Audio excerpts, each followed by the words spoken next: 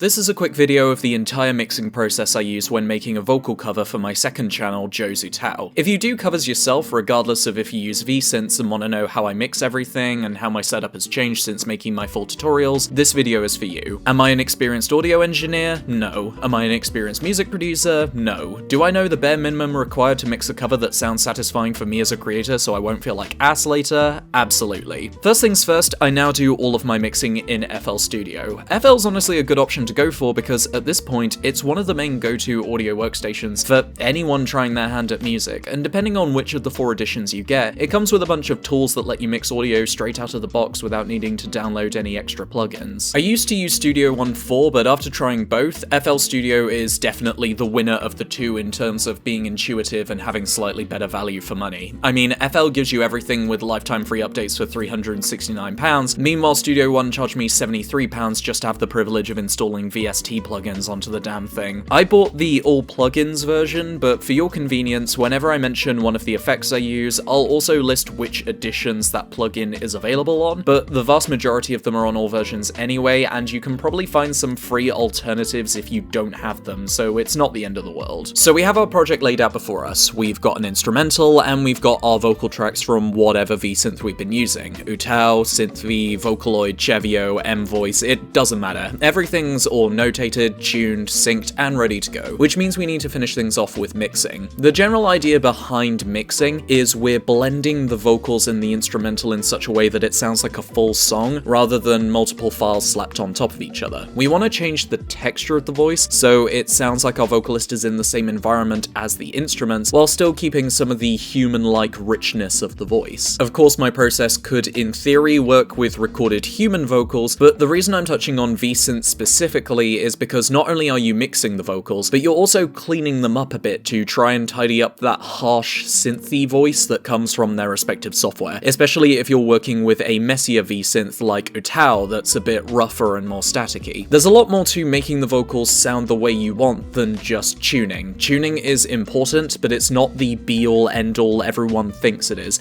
and your mixing affects a lot of characteristics like how firm and confident the voice will sound. Nobody cares about how intricate your ghost roll growls are if you don't know how to EQ, Felicia. So before I touch any effects, first thing I do is normalize our vocal takes by opening up the sample menu on each take we're using and checking off this button here. As you can see, when I toggle back and forth, normalizing boosts the volume of the take so it can sound as loud as it can without exceeding into clipping territory. And before we touch the vocal track, we're gonna add some effects onto our master track first. The master track is basically the track of everything. Think of it as where to put effects on the whole song. And I want to add 2 super important effects. Maximus, as the name suggests, is a maximizer. So in my mix, I add Maximus to my master track. Then with Maximus open, I go into my presets, mastering, clear master. This adds a simple mastering effect to your project. It basically boosts all of the smaller elements of your mix to give it that fuller sound, like it sounds more present and professional. Then I want to attach Fruity Limiter. A limiter is basically volume control, and once added, we can leave it as is, because by default, it will push down any sounds in your mix that exceed 0 decibels, so things don't get too loud or start clipping. So if your instrumental or your vocal take has one particularly loud section in it, the limiter will try its best to push down its volume a little bit to balance things out. But if the entire clip in general is much too loud, there's no shame in cranking the volume slider down just a tiny bit. We want the limiter to do its job so the whole mix can stay at 0, but we don't want it to be working constantly to the point where you can hear a really obvious fade from the limiter lowering everything the moment it gets anywhere near loud. And with our project and our assets all set up, we can get to the nitty-gritty of things. At this point, I place the vocals into a single mixing track, or if I want them to have different effects, I just give them a track each, and I set to work on the following effects. First things first, Soundgoodizer. Fucking never. I do not. It always sounds gross, I think I'm better than that, and I deserve the self-care that is not using Soundgoodizer, and you know what? You deserve it too. EQ is where I always start. I prefer using Fruity Parametric EQ2 for this one. EQ is where you adjust the high, mid, and low frequencies in your audio to change the overall texture, like if you want your vocals to sound more or less bassy, for example. In the world of vocal synths, there's a lot of muffle and static we've got to filter through, and sometimes sometimes we want the voice to sound more present and dignified and firm. So I eliminate some of that bassy muffle by taking the lower frequencies and just giving them a little nudge downwards. How intense it needs to be can depend on your song. Sometimes you want that bass to make the voice sound a bit more gentle, but ultimately crisper vocals are the way to go, especially if you're like me and you love making clear power vocals. Then you can take the absolute highest high frequency and give that a little boost to brighten the voice. If you're too careless, it can make the voice sound tinny and thin, but when done right and with care, it can excite the vocals to make them sound more energetic. I then move on to my greatest rival, Fruity Compressor. Compressors are kinda like limiters in they exist to monitor your sound, but while limiters are purely about pushing down the volume when it's too loud, compressors are more about squishing the high and low frequencies together. It's the more important tool for reducing the voice's dynamic range, in other words, the distance between the loudest and quietest frequencies, so the entire voice can be as loud and clear as possible, and so you can reduce some of the harshness in the voice. I don't really have a single way to use Fruity Compressor. It's kind of on a song-by-song basis, and I just play around with it until the most garish sounds in my mix go away, be it the T and K sounds are too loud, or if the vocalist's breath is interrupting the note too much, for example when you're using release samples on UTAU banks. An easy way of looking at it is ratio is how strict your compressor is, while threshold is how much of the track the ratio will affect. Then once your compressor's configured just right, you can add a little bit of gain to restore the overall volume of the track, because compression will make the track generally quieter and the gain slider fixes that. With this in mind, you want to reach a nice little in-between where the compressor's improving the voice, but not have it on so strong that your vocal sounds like it's rattling in a tin can or coming out of 1950s radio. While working with mixing effects, we're only doing a little bit of primping and polish, so we can still preserve the more natural qualities of the voice. I only go to the more extreme territory when I want a really obvious stylistic result, like the singer sounding like they're coming out of a cell phone. Then I slap Fruity Limiter on the track.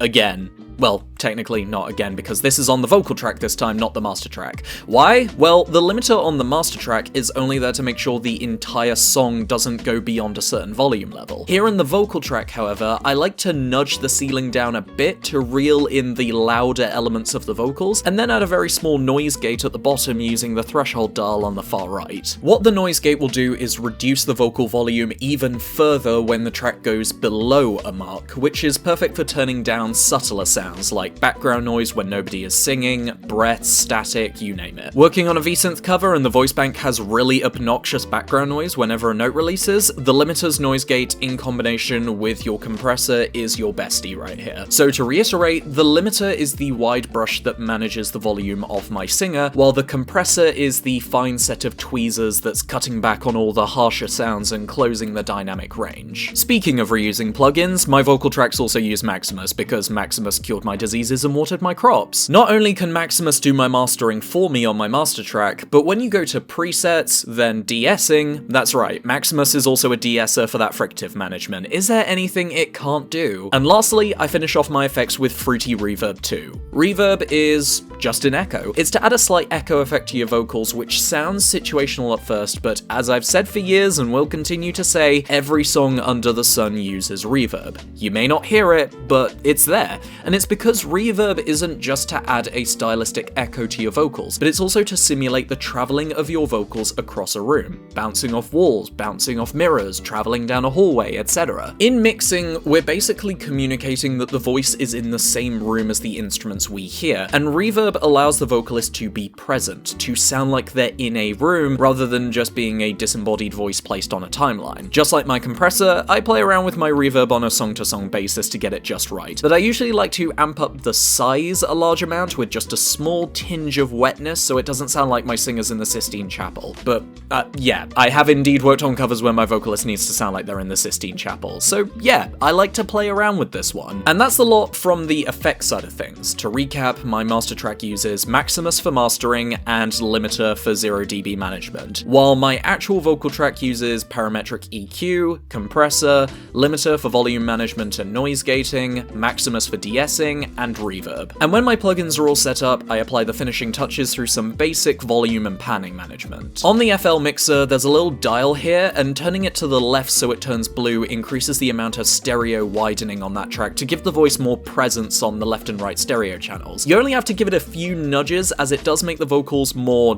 dominant, but it's useful for giving the voice more space in the mix, especially if you're using a lot of reverb. I then hop onto the sample menu of my harmony tracks, nudge the volume down a bit, and then I pan them further to the left or further to the right so they don't conflict with the main melody too much. As I've said before on this channel, each vocal track is like a different performer on a stage, and giving each performer a different place to sit on stage while they sing really broadens the mix so your listeners feel more comfortable, and it doesn't sound like the voice is like drilling into their eardrums. I do use automation when the cover demands, however, which is the process of specifying where and how a track changes its volume and panning throughout the song. Panning automation is useful for making your vocalist sound like they're moving towards or away from the listener, while volume automation is useful for helping the vocalist react to different instrumental levels. Automation is something that's especially useful in vsynths. A human singer would probably start shouting during a climactic chorus, which will boost the volume of their voice, and this would be accomplished with a vsynth through volume automation so they can still beat out the instrumental. In other words, if you want your vsynth to shout, you would turn the volume up slightly to convey that shouting. Then I just fumble with the overall volume of the instrumental and vocals until it sounds just right. Nothing too loud, nothing too quiet. If the only thing the listener can hear distinctly is your vocals, you've not done it right. And yeah, that's pretty much it. That's how I mix my covers, and after the whole process, it should sound a little something like this. 抱きしめたいから日本なしで歩く一人じゃ寂しいから君と息するよね抱きしめたいから日本なしで歩く一人じゃ寂しいから君と息するよね Even with scrambled minds and heavy hearts, I see us. You're the only one that I'll need. It's because of you, my heart feels free. Even with scrambled minds and heavy hearts, I see us. You're the only one that I'll need. It's because of you, my heart feels free. 食料背中には僕らの闇の中で過ごせるもにさ叫び立ててる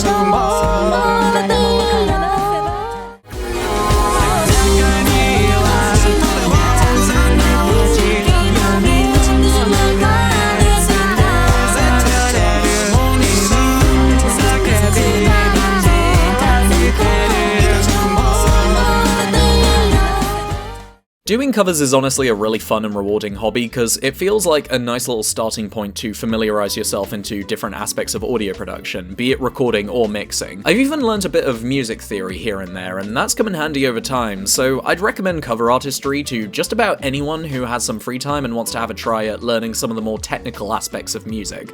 And I hope this has been helpful to some of you watching. You're on my main channel right now, which is the home of my tutorials and gaming video essays, while my second channel, UTAU, is the home of all my vocal covers, so I hope you stick around and have a browse. Thanks very much for watching. It's been a pleasure having you all here, and I'll see you when I see you. Maybe when I get around to covering that one rhythm game that got localized recently. Ta-da!